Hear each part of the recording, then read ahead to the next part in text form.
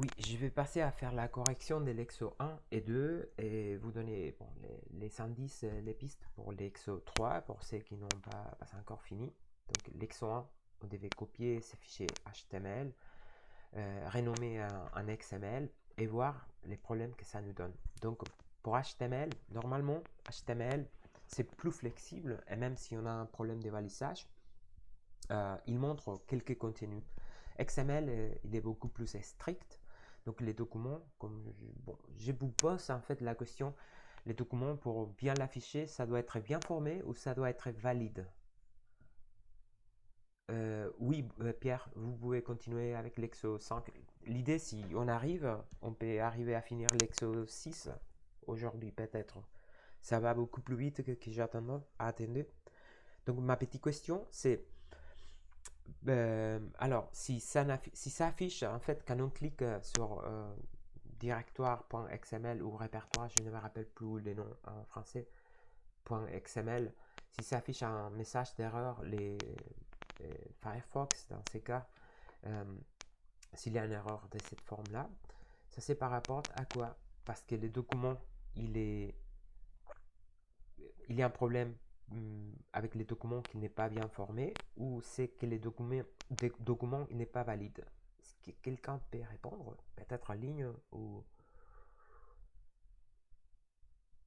Donc ces genres d'erreurs, ça c'est par rapport à... Parce qu'il y a une balise qui a été ouverte, enfin, du moins un truc qui a été ouvert et qui a été refermé, mais pas au bon endroit. Oui, ça on est d'accord. Donc il y a, ça c'est l'erreur qui nous montre, mais on a vu qu'il y a des niveaux, on peut dire, deux niveaux différents. D'abord, on doit avoir un document bien formé et après, on doit avoir un document valide, que c'est un document qui est conforme à la DTD.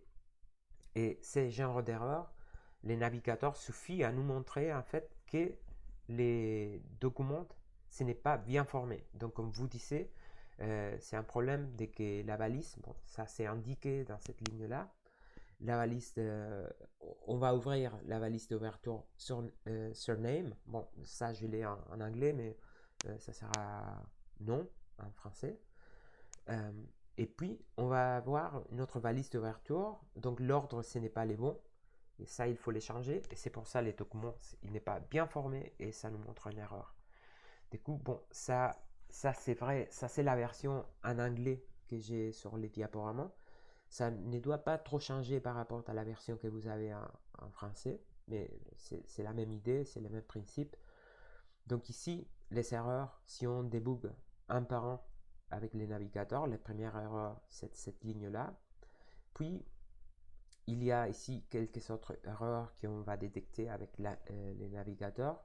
Donc ici, par exemple, il suffit avec changer en fait l'ordre des balisages.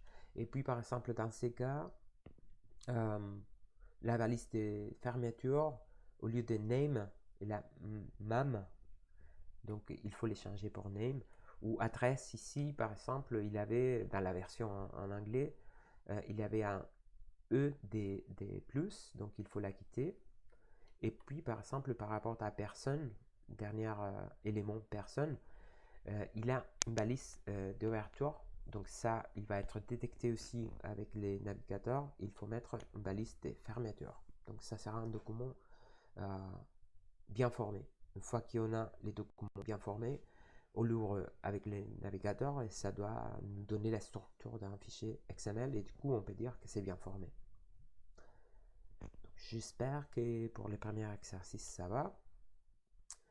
Puis dans la partie 2 de l'exercice 1, alors monsieur, j'ai des problèmes de vue et cette erreur et ça dit qu'au lieu de name, sur un petit fichier. Ok, Mathieu, juste quand j'ai fini ces corrections et puis une petite introduction pour ceux qui commencent l'exercice 4 et 5, on peut faire un point si vous voulez en privé et voir quel genre d'erreurs vous avez. D'accord? Donc 5-10 minutes et on fait un point ensemble. Donc l'exercice 1.2, euh, on va isoler la ville de l'adresse. Oui. Ça, c'est les cas des bases pour l'exercice 1. Donc, on a une adresse, que c'est cette adresse avec les noms de la ville dans l'adresse. Et ce qu'il nous demande, c'est en fait de mettre l'adresse séparée. On a évidemment, alors Kevin, il me demande de remontrer l'exo 1.1. Oui, bien sûr. Ça, j'avoue que c'est la version en anglais. Ça change un peu. C'est à peu près les mêmes problèmes que dans la version en français. C'est celle que vous avez.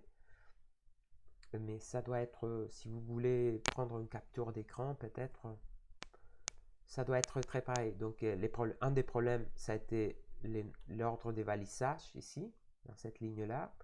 Notre problème, ça a été par exemple ici que adresse, ce n'était pas les bons éléments. Donc, l'élément, c'est adresse sans E. Ok, il y a moins de problèmes dans la version française. Ok. Mais ça doit être à peu près pareil. Ici, il y avait un nom avec N. Et ici, il faut toujours, pour une balise ouvrante, il faut mettre une balise fermante. Adresse, c'est bon. Ok. Ok. En français, il y a des problèmes. Ok, adresse, c'est bon. Oui. J'étais méchante en anglais, peut-être. Mais il y a un prénom qui traîne. Ok. Oui, pour la semaine prochaine, je vais essayer de mettre à jour les diaporamas par rapport aux différentes questions avec la version en français. Ok. Puis oui, l'exercice 1.2, comme je vous disais, l'idée c'est simplement, pourquoi pas, on peut changer la structure d'un XML. Et ici, dans cette ligne adresse, on a la ville inclue dans l'adresse. Et on demande de donner quelques façons de faire différemment pour mettre la ville dans un élément différent. Donc, par exemple, une des solutions possibles, il y a plusieurs solutions possibles, et probablement vous allez arriver, je vois qu'il faut Laurenton, on enlève Paris d'adresse et on rajoute un élément city, au city ville. Ouais, exactement, ça c'est une des solutions. Par exemple, celle-là. Donc, on peut avoir un élément adresse qu'on peut décomposer en des éléments rue et ville. Donc, une ville, il va avoir plusieurs adresses, évidemment. Ça, c'est une des solutions. Ça, c'est une solution que je n'aime pas trop, mais par exemple, on peut créer une ville et dans la ville avoir l'adresse qui met bon, la rue en gros et puis les noms de la ville.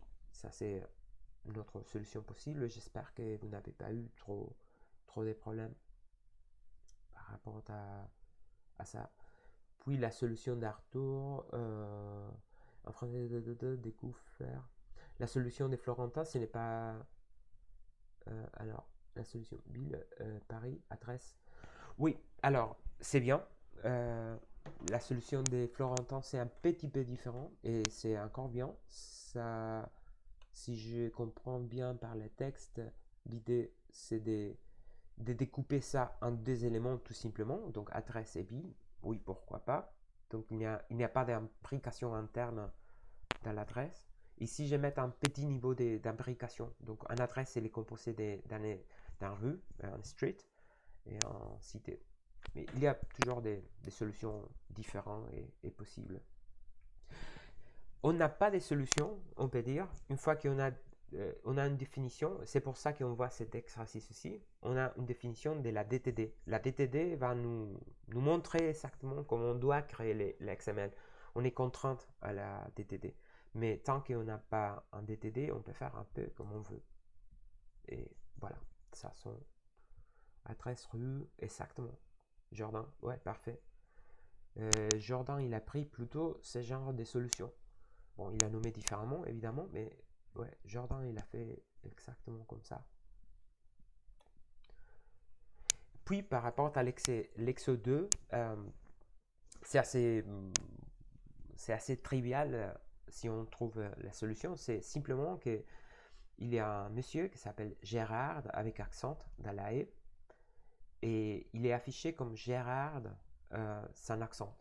Mais on veut corriger ça. Donc, comment on peut faire ça? Donc, il y a des solutions possibles.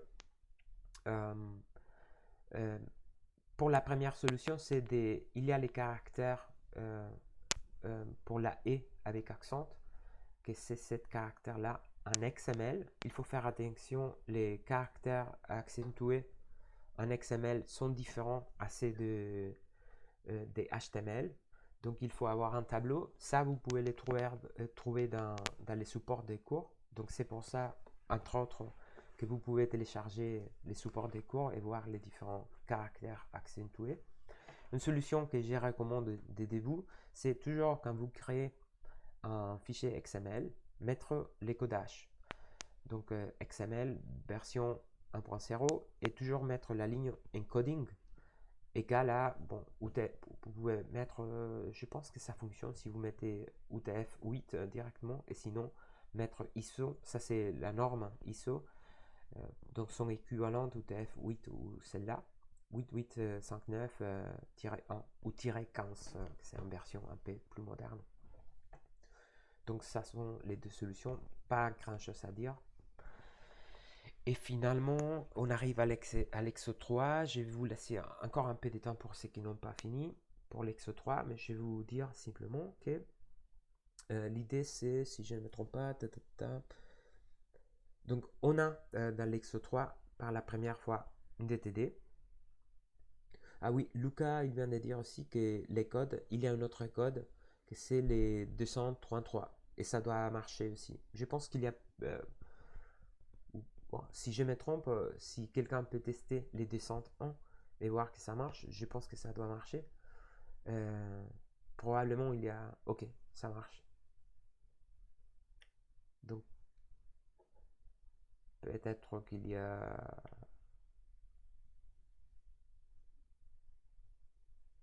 plusieurs façons de... Pourtant... ok, pourtant, encoding...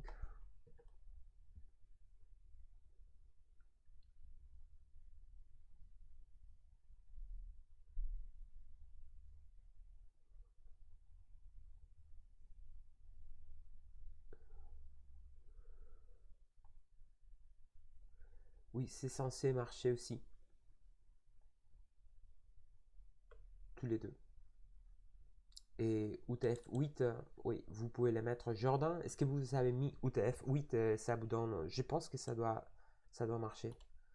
L'ISO, il me Oui, pisse. ça marche. Ouais, ok. Ouais. L'ISO, il me pisse dessus. Bon, l'ISO, en fait, c'est la norme. C'est... euh, ISO, c'est International Standard Office. Donc, les gens qui mettent la norme, c'est les gens des ISO et c'est nommé après ces nomenclatures-là. Ouais. Ok. Bon, l'idée pour l'Exo 3, c'est d'appliquer un DTD et voir par la première fois si les données qu'on ajoute sont pas seulement bien formées, mais ils sont valides. Et pour ça, je vous rappelle, bien formé, c'est ça qu'on a fait dans les sexos 1 et 2, c'est-à-dire avec un navigateur suffit et ils sont conformes à la norme XML. Un document valide, il doit être bien formé et respecter la DTD. Et pour ça, on a plusieurs options. On peut utiliser des éditeurs comme Gedit ou Eclipse, etc. Ça va nous donner déjà une réponse avec les plugins Eclipse avec un plugin pour XML.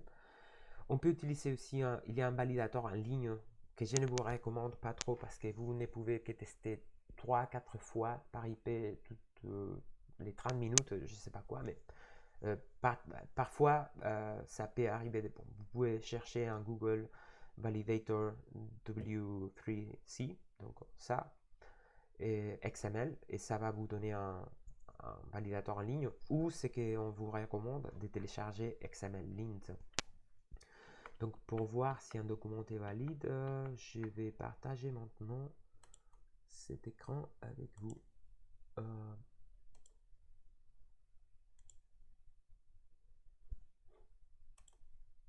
Ok.